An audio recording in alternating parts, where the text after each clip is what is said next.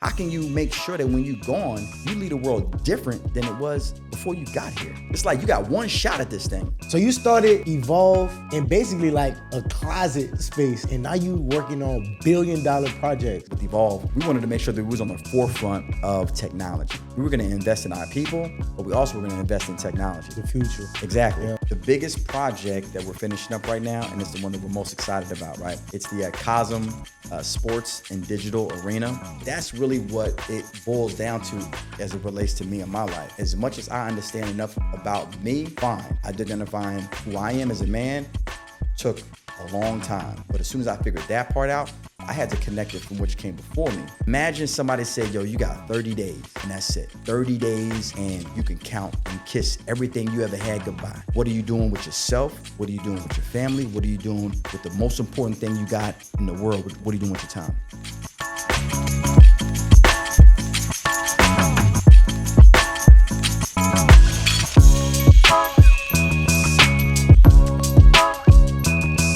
What's going on? It's your boy HD, man. We're live here at the Life in HD podcast. Today, I have a very special guest in the building, Channing Baker, man. What's going on, brother?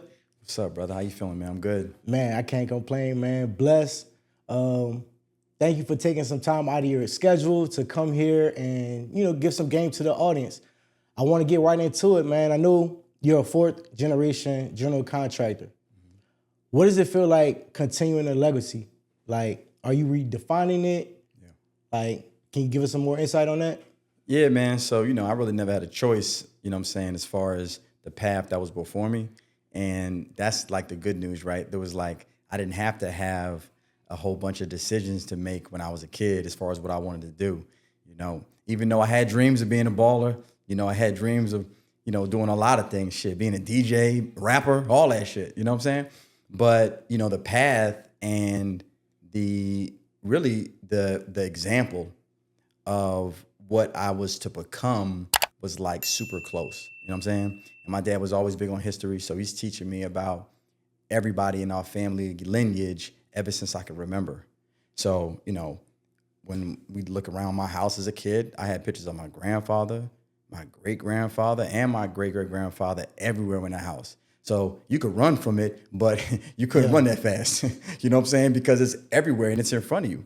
So my dad was a contractor, and he grew his business in Los Angeles during the 70s, in the 60s and 70s. And he was able to really do some really cool things. But he did that because he was raised in a household where his uncle and his dad were both contractors. So my dad was a plumber at like 11 or 12. Back then they didn't care about, labor laws and all that shit. You're actually you had to work. Yeah. And it's like, it was a sense of pride with having a trade and knowing how to do something. Like, that's what was the cool thing. Like, it wasn't about being seen. It wasn't about having anything fly as much as it was about having a skill set that it just took time to hone and to get good at. And when you grow up in a house like that, like my dad did, and his father did the same thing, it helps permeate through the generations. And my dad actually had the blessing to actually have conversations with my great-great-grandfather that was born a slave. So just imagine that. Imagine you had a conversation with somebody that talked to a slave before. Right. So let's dive a little bit more into that. So you say your great-grandfather, he went from being a slave to ownership, right? Can you tell me about that? Not that fast, right? So he definitely was born a slave in the Carolinas. I believe it was South Carolina. And the slave name was Baker. Mm-hmm.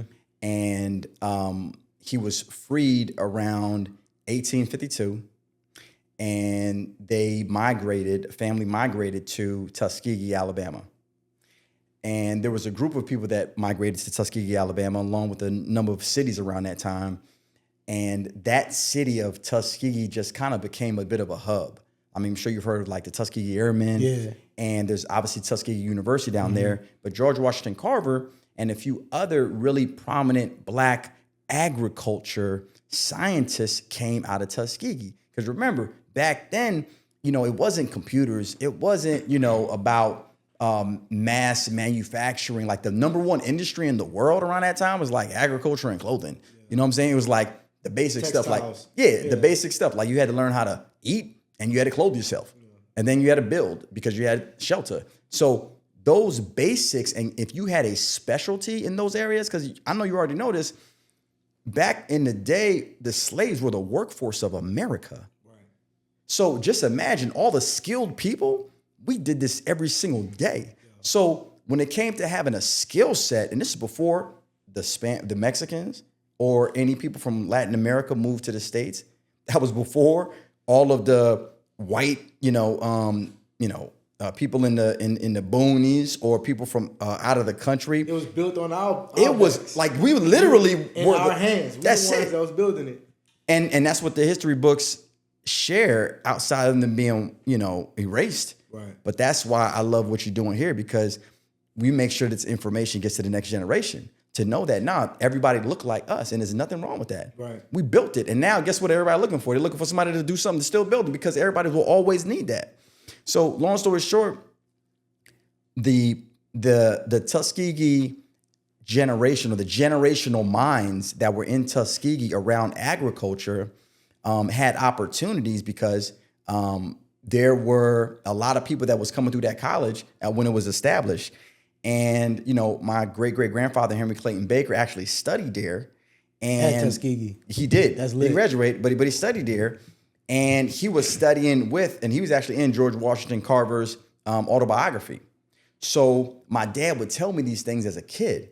And it gives me chills now just thinking about it, because back then, it didn't sound cool. I wasn't proud of it. I really didn't know how to put it in perspective. I didn't know enough to understand how important it was, that if you really don't truly understand from what you've come, you really can't. You never know where you're going. You can't really, it's the exact location of where you're going. You know what I'm saying? It's like that GPS shit, bro. It's like, if we didn't have GPS, I remember we used to use maps, right? Yeah. And you actually had to stop the car, pull over, pull out the map, and actually read it. Mm-hmm. Bro, if you don't know like the exact location, like you can literally, and I'll give you an example. It can take you 4 hours to get from here to Swanee, or it can take you an hour and a half. But it's your decision on how you get there. If you know where you're going. Exactly. That's true. You know what I'm saying? Yeah. And honestly, bro, that's really what it boils down to as it relates to me and my life. Like, as much as I understand enough about me, fine. Identifying who I am as a man took a long time. But as soon as I figured that part out, I had to connect it from which came before me.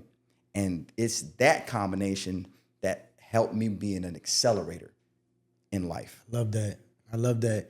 So you started Evolve in basically like a closet space, like a small closet space. And now you working on $1 billion projects. Yeah. Can you chime in a little bit about that, man? Yeah, I'll tell you what, I was telling my friend the other day, I said, man, we got to come up with another terms for closet. We got to say like small room. Nah, that joke was a closet. I know, it was a closet, but it's just like the jokes in the comments going to be crazy. Like, oh, really? It was like a walk-in closet. We in Atlanta, okay? My point is, and I love Atlanta, but my point is, man, I came to Jay one day. I was one of the founding 100 stakeholders there, and I was really trying to figure out what my specialty was, right? Because I didn't want to veer off of what I naturally could do well. Yeah. Like, I naturally am a communicator. I'm naturally somebody that can sell. I'm naturally somebody that enjoys building relationships, right?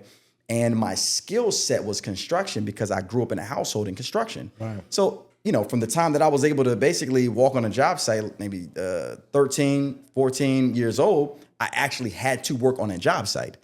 So when I started Evolve, that skill set was there, plus the business and the sales mind.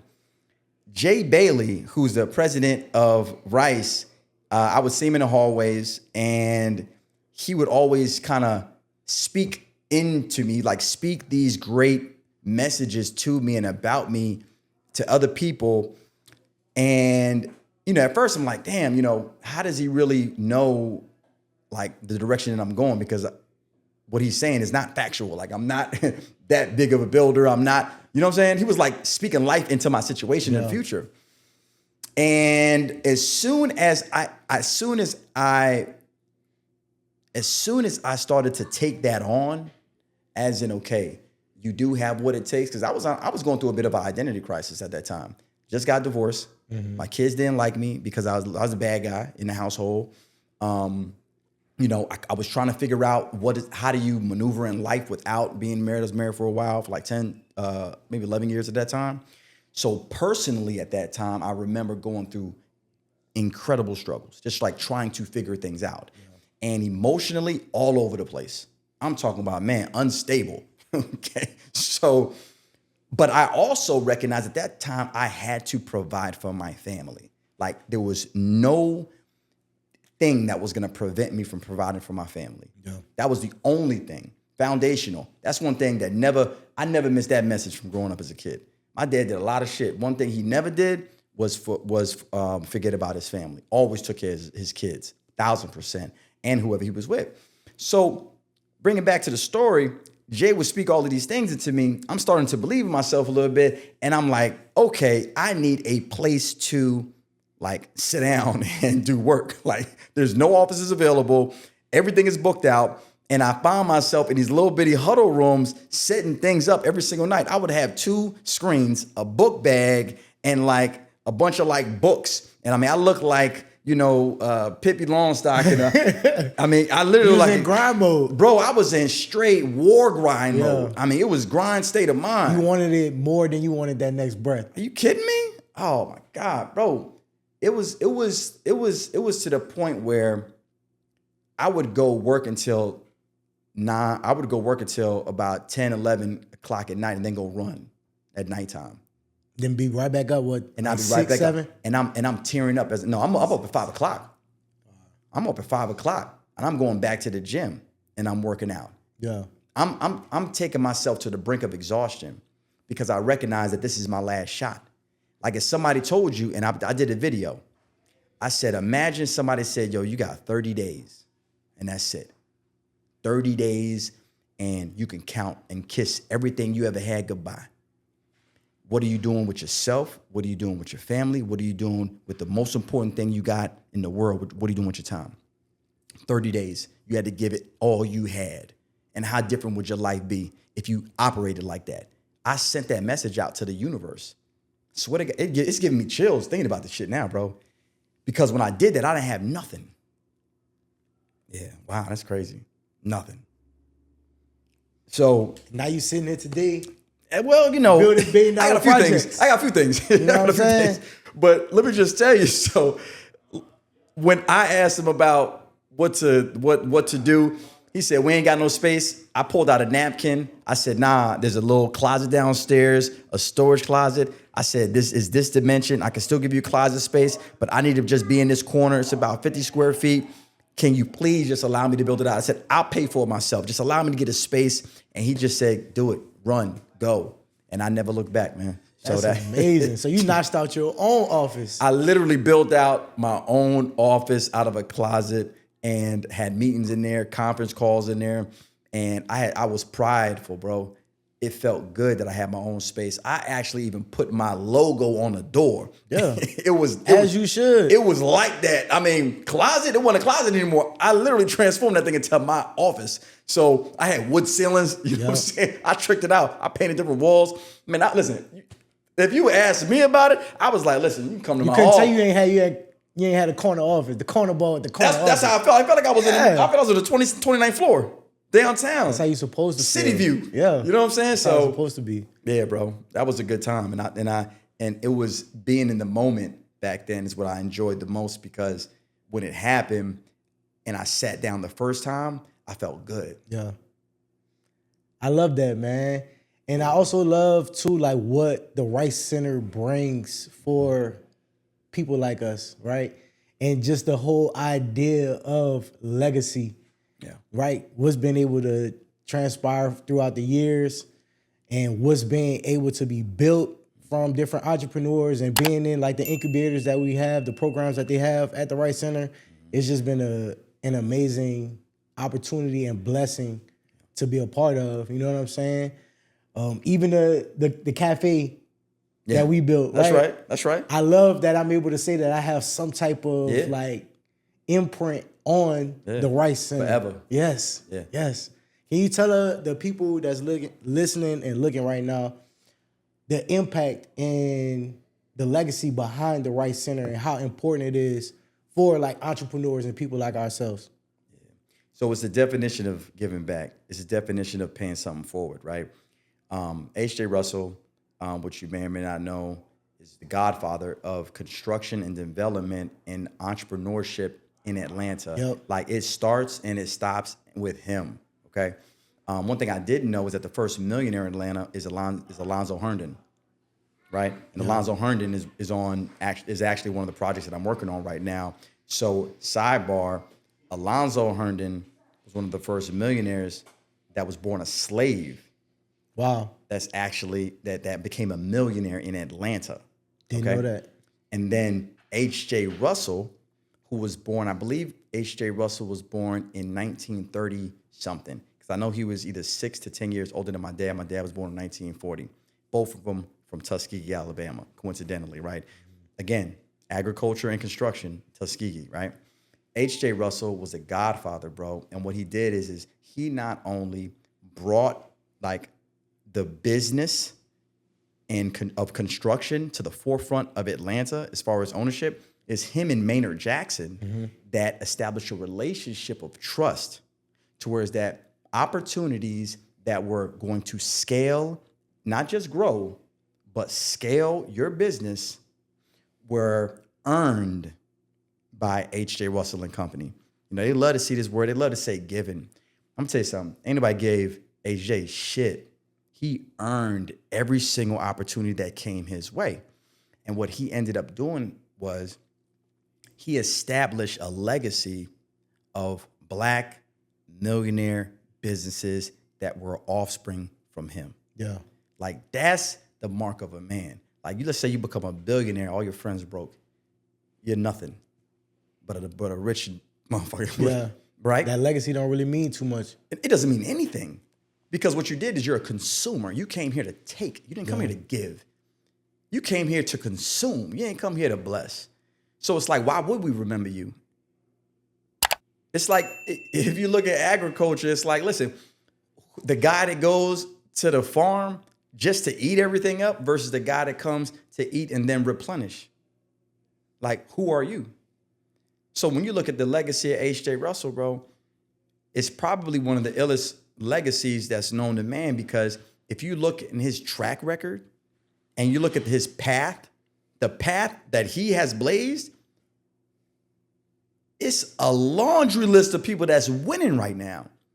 And it's not a whole lot of people that can say that can say with their fortune. Yeah. You can look at everybody that went through their program and they became that or even more. They was able to tap into their genius. So basically, Rice is a representation of who H.J. Russell was. And the incubator that's led by Jay Bailey, it takes that vision of entrepreneurship and it kind of just creates a sustainable roadmap for those that are interested in entrepreneurship to follow. And I'll tell you something, bro. Entrepreneurship can't be chosen. It kind of has to choose you. Like, this shit ain't for everybody. It's not. It ain't for everybody because... If you can't hunt, if you can't get up and eat what you kill... Man, what? Man, you might as well just go ahead on. And nothing wrong with sitting behind the desk and working for somebody. Not a damn thing. You know, because everybody can't be the boss. Bruh, listen, I'll be honest with you. I'm still not the boss. I work for the people that work for me. Yeah. You know what I'm saying? And that's how I operate in the office. And I tell them every day, I say, guess what? I will fire myself before I drive this shit off the cliff. The day I'm not doing my job, that's the day I need to leave. I need to relieve myself of this position as president and CEO. Because I don't believe that my position is any bigger than anybody else's. Bottom line. And guess what? Our next project could either take us to the penthouse or the fucking outhouse. Yeah. And that's how we operate on a daily basis. We don't allow the great news articles and the great accolades and awards and all that stuff. We don't allow those things to take us off of our marker. Our marker is to have a standard of excellence. And that standard of excellence started essentially a long time ago, but it was definitely honed at the Russell Innovation Center for Entrepreneurs, man. I love it. Yeah. I love it. I love the Rice Center, man. It's done so much for, like I said, for me, my family, and our businesses, my mindset as an entrepreneur. So I'm forever grateful for it. And I really feel like you have a major part in that too, because I spent so much time there because of you, because you gave us that opportunity as JML. You know what I'm saying? And, you know, we took it, we ran off with it. When this is the thing, I saw in, you know, you and Justin, I saw another way of doing things. And I remember back when I was younger and I would see the way that the group ahead of me was doing things, and I didn't agree with it. And I recognized that every single 5 to 10 years, like, something changes. There's a mindset change that happens when a new group comes in and they recognize that the way of old it needs to be reevaluated. And that's what business is. Yeah. Business is you understanding a system, taking that system, reevaluating it, making it more efficient, and doing it all over again. Like, if you're not rinsing and repeating and you're not creating systems and whatever you got going on, you really don't have a business. Facts. You know what I'm saying? Facts. So when I saw the type of energy that you guys had and how you guys were not only educated, but you guys were thorough, you guys had an amazing work ethic, and you guys recognized that technology was not just a thing to have fun with. Right. It was It's a thing. tool. It was a resource. It's a resource, and it's a tool to expand your message forever. And that's something that the generation before me didn't see. That's something that we kind of saw. Y'all got that shit on lock. I appreciate that. So shout to y'all for taking it to the next level. I appreciate that. So, legacy or luxury? Legacy over everything. Relationships or revenue? Relationships all day long. Revenue is what do they say? You know, revenue is for the fluff. You know, but the bottom line of the fee, I can't get enough. You know what I'm saying? Like, what the revenue is about what you keep. You know Facts. what I'm saying? But the relationships can help bring the revenue. Relationships is number one. Yeah. That's what I'm saying. Like, relationships over revenue all day long. All day. Yep. So what's one word that you want your legacy to stand on? If I had to pick one word that my legacy would stand on,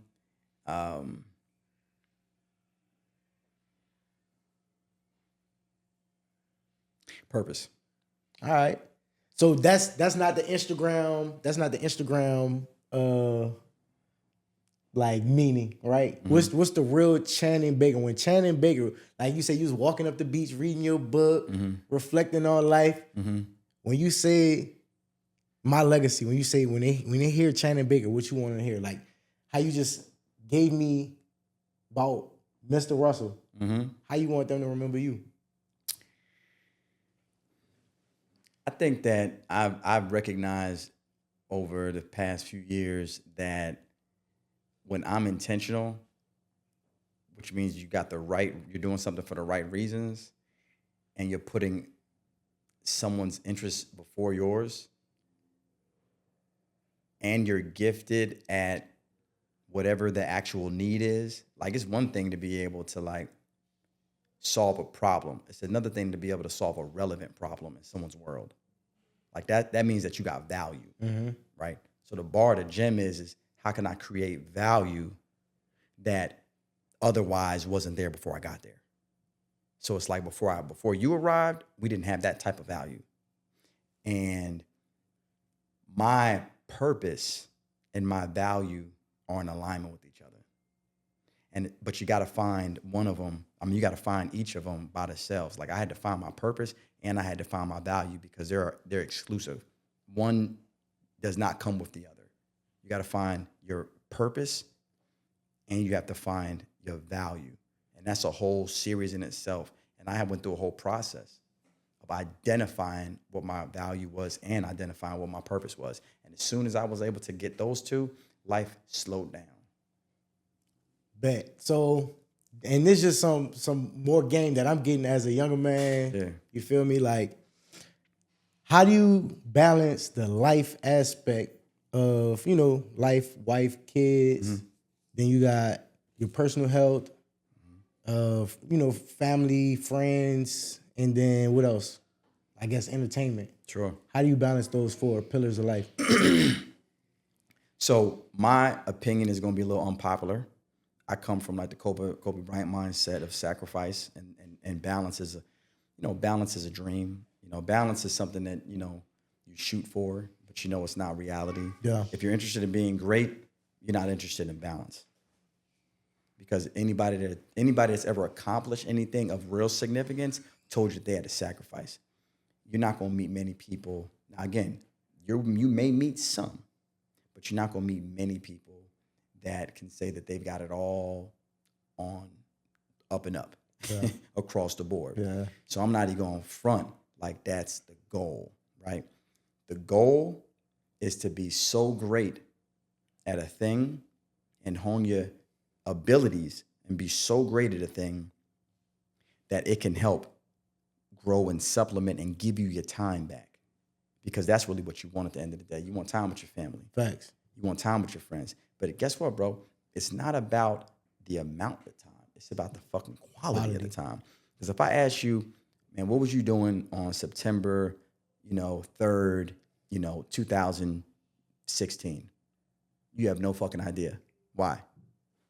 Because it was a regular day, probably. Yeah. But if I said, what was you at September 11th? That memory goes immediately to that room that you was in watching that shit on television, right? Yeah. Because there was something that happened. That was a trigger. There was a moment that you felt. That's the only thing that your brain is good for, because brains are naturally lazy. Only thing we're good for is fucking change. When we see change, that actually illuminates it. It actually gives us like a hit, like drugs. When we see a significant change, that sparks our memory. So if you look at your life, you look at my life, bro, it ain't about creating balance. It's about creating change. How can you make sure that when you're gone, you leave the world different than it was before you got here? Like, if not, what was the purpose of you being here? You know what I'm saying? Yeah. It's like you got one shot at this thing. I did a class the other day. I was sharing with the class. I said, listen, your days are literally numbered, like literally. So if you live to your 85, shit, let's go 90. You might have 19,000 days left. You put that number on the board and realize that if we had 19,015, there'll never be 19,016. Numbers only going down, player. Right. And that's it. So do you want the older version of yourself that's watching you to be like, oh, he's going back to the strip club again? Nigga, she don't like you, bro. Like, no, dog. Like, you going back again? Not again. Oh, God. And then your old man's like, oh, you're going back to vacation. You going back to the islands again? Like, you going back to go kick it with your niggas again? To have the same conversation again? Y'all didn't grow up at all. Right. How old are you? You're old. You ain't realize you're not gonna go to the gym again, bro? Like, do you know that this fucking ulcer shit is about to hit you in about 7 years? He has no idea. He's screaming at you. Yo, go to the gym. Yeah. Get up one time. Like outside the window, like looking at you do crazy stuff. He beating on your door. He trying to kick down your window. It's like the ghost of Christmas future. So it's like, I preach these messages because if I don't preach them, they become foreign to me. So I like sharing these messages because you can't talk it if you ain't living it, because people will hold you accountable to that, bro. Thanks. That come with wisdom. Yeah. How you use your 24. That determine what type of person you are. Thanks. You know? Because guess what? You can get a lot out of doing a lot, but you can get more by making sure that you actually create an opportunity for change. Like you did something different. Because if you look at all your vacations, all the vacations that come to your mind is the one that there was the most impactful feeling, or you saw something you never seen before. You've been to a million beaches, but it's that one beach you was like, this joint gotta here go back. is crazy. We're going back, right? Yeah. So, and that's what it's about. You had a moment. So why can't we make moments every day? You ever think about that? Like, why can't you make moments every day? You can. You can. That's what I'm saying. It's about how you use the 24 and execute it, like you said. That's it, bro. That's real, man. When you dialed in, a lot of times too, like you dialed in, like you were saying earlier, when you had your backpack and your books and you just two monitors, carrying them, just you was in that mode. You couldn't see anything. You had to have that tunnel vision. You feel me? And I understand sometimes that's definitely necessary. You feel me? So I appreciate your insight. So let's get into what you actually do, right? Because I know we saying that you're a contractor, but tell the people exactly what you specialize in. Put my glasses on. You know what I'm saying? I'm feeling like a professor. So Evolve Contractors, we are a specialty commercial roofing contractor. In other words, we've identified a specialty. So we're not just general. We don't just do everything. We've identified a niche, right? And the importance of having a niche is that someone that works in a niche market will always have value because they do something that everybody doesn't do. I read a few books when I first started to kind of go on this journey about 6-7 years ago. And the book was called Unfuck Yourself. Okay. And one of the things they talked about was getting out of your head, right? And when you start to approach life, you need to first look within first to figure out what you do well, right? What is your natural skill set? What are you built up in, Right. And can your passion that you're built up in actually make money? Some motherfuckers, they're like, man, I want to bake cookies. And it's like, all right, well, if you have a passion about baking cookies, that's great. Yeah. But, it may be more difficult than you think it will be to get to that island, if that's your passion. But you got to find a passion and then make sure that you're adding value to the market that you're in, and not just any kind of value, but relevant value. That's how you determine if you're probably in the right place. So touch on some of the projects that you've worked on. Yeah. And what you currently got going on. Yeah. So the biggest project that we're finishing up right now, and it's the one that we're most excited about, right? It's the Cosm Sports and Digital Arena. It's located at Centennial Yards. So Centennial Yards, formerly known as the Gulch. It's a $6 billion development that's downtown Atlanta. It is our third contract that we've got down there. And it is probably the most complex roof that we've done.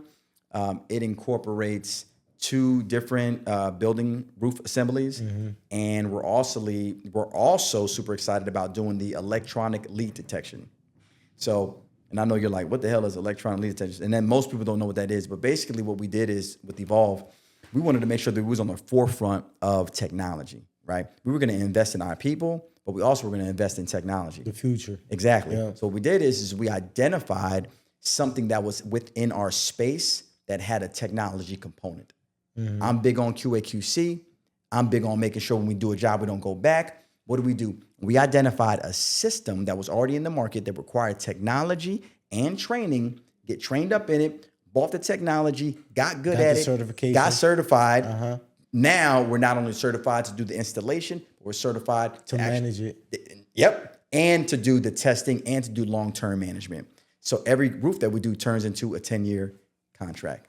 I love it. There you go. And y'all saw that look in your eyes. That means you know. Yeah. If you know, you know. I'm lighting up. I'm like, if you know, you know. You know what I'm saying? I love so that that. ELD was the thing that really helped us establish, again, something else that separated us from the pack.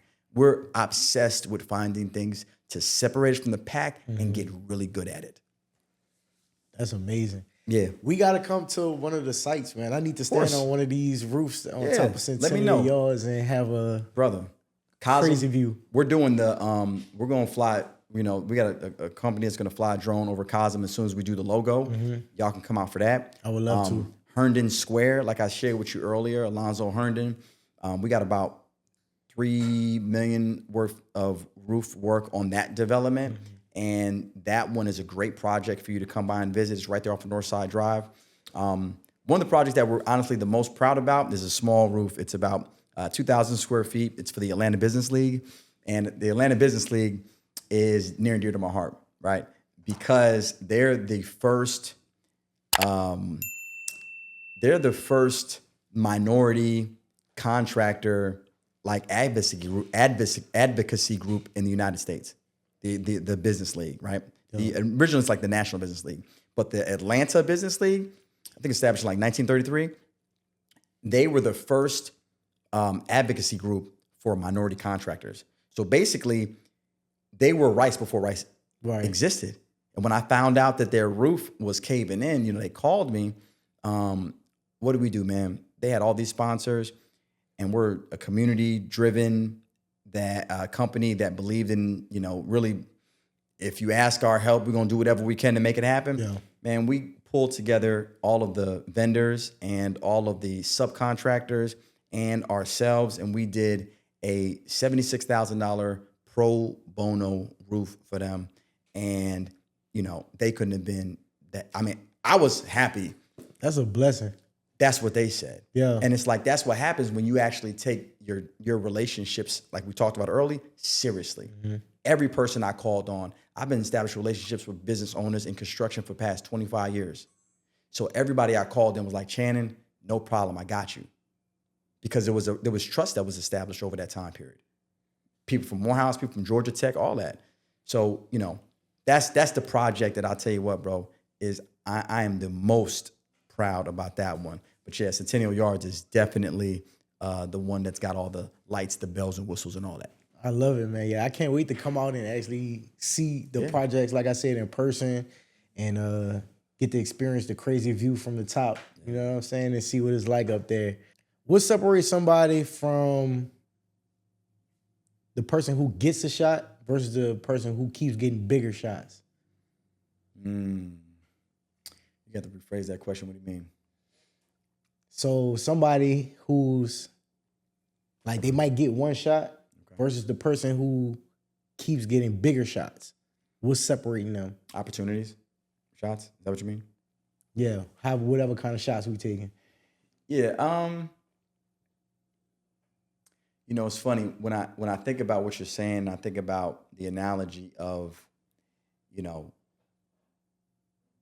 most people, if they're the decision maker, are going to be very weary about a new guy, right? Mm-hmm. Most people. Like, for instance, you building out this studio, you got a great piece of property here, everything is like pristine. I can tell it was done professionally, right? Let's just say you got a new guy that comes in, place has never been painted before, and he's a painter. And he's got a lot of emotion. He never painted anything a day in his life. You're his first client. Now, the businessman in you is saying no, because you know better. Right. Why would I give this guy who's excited about painting, I got to finish the job. Like, you're not being held, so you're not here to do charity work. You're not here to help people out. You're here to actually get the job done because you guys have an actual show that you need to do. Versus, do you remember when you needed a shot? That's what it's about. That's what I wanted you to. That was it. That part. That's all I needed. That part. That's all I needed.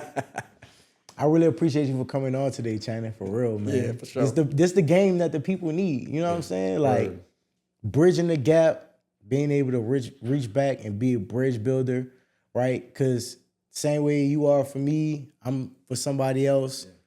Like, I could be that for your son, Rain, or like the ones that's coming after him. He might be a bridge builder for somebody that's under him. Yeah, you better, man. That's how it go. You feel me? So, telling people where they can find you. If they have one of these $1 billion projects, tell them where to hit you up at and get with you at.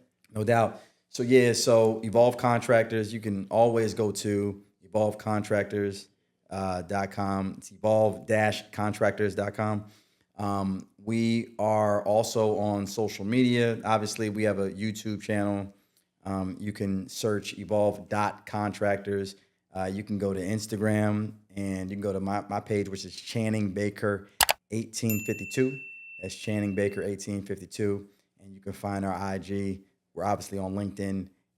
Or you could just Google us. Google still works. Yeah. How about that? Or they can go look on blackenterprise.com. Hey, how right? about that? How about that? Fresh off the press, baby. Hot Black off Enterprise. The press, man. Y'all be going to sure to what? check out that article.